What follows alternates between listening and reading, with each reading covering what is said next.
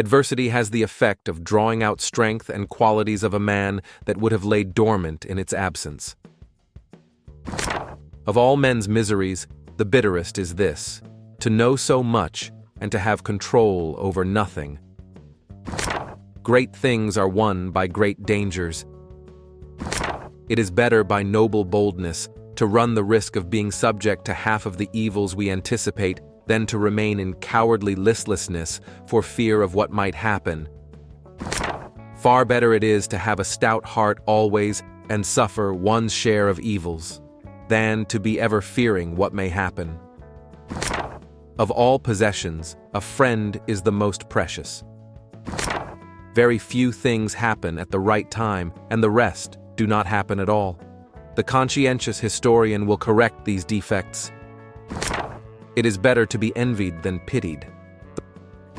The worst pain a man can suffer, to have insight into much and power over nothing.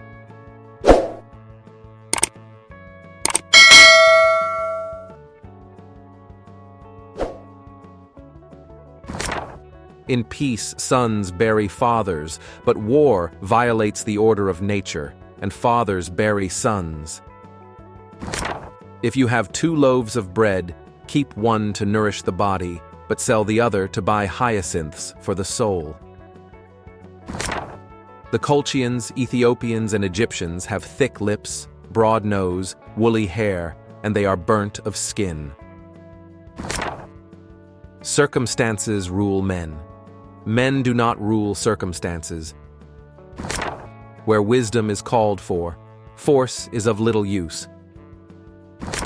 All of life is action and passion, and not to be involved in the actions and passions of your time is to risk having not really lived at all. The most hateful grief of all human griefs is to have knowledge of a truth, but no power over the event. Force has no place where there is need of skill. A multitude of rulers is not a good thing. Let there be one ruler, one king. The secret of success is that it is not the absence of failure, but the absence of envy. If a man insisted always on being serious and never allowed himself a bit of fun and relaxation, he would go mad or become unstable without knowing it. Men trust their ears less than their eyes. All men's gains are the fruit of venturing. History is marked by alternating movements across the imaginary line that separates east from west in Eurasia. Haste in every business brings failures. I know that human happiness never remains long in the same place. He is the best man who, when making his plans, fears and reflects on everything that can happen to him, but in the moment of action, is bold.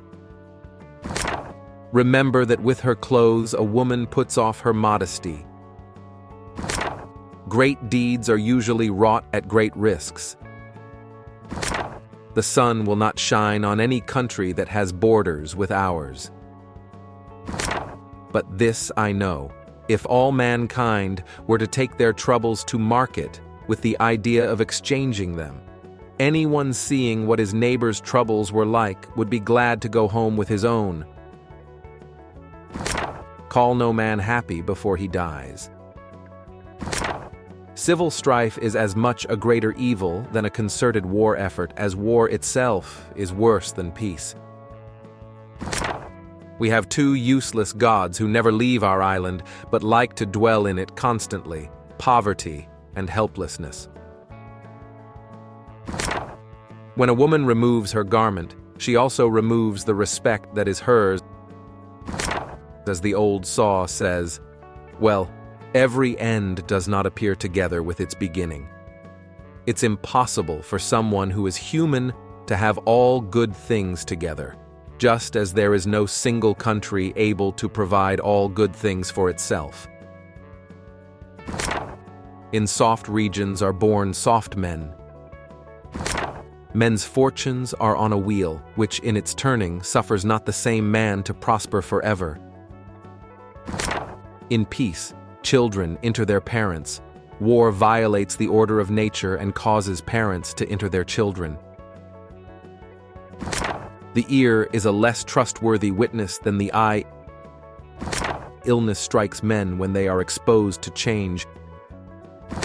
The king's might is greater than human, and his arm is very long. I never yet feared those men who set a place apart in the middle of their cities, where they gather to cheat one another and swear oaths which they break. A man calumniated is doubly injured, first by him who utters the calumny, and then by him who believes it. It is sound planning that invariably earns us the outcome we want. Without it, even the gods are unlikely to look with favor on our designs.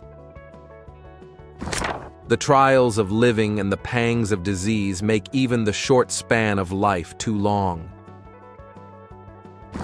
Some give up their designs when they have almost reached the goal, while others, on the contrary, obtain a victory by exerting at the last moment more vigorous efforts than ever before. These messengers will not be hindered from accomplishing at their best speed the distance which they have to go, either by snow or rain or heat, or by the darkness of night. As the old saw says well, every end does not appear together with its beginning.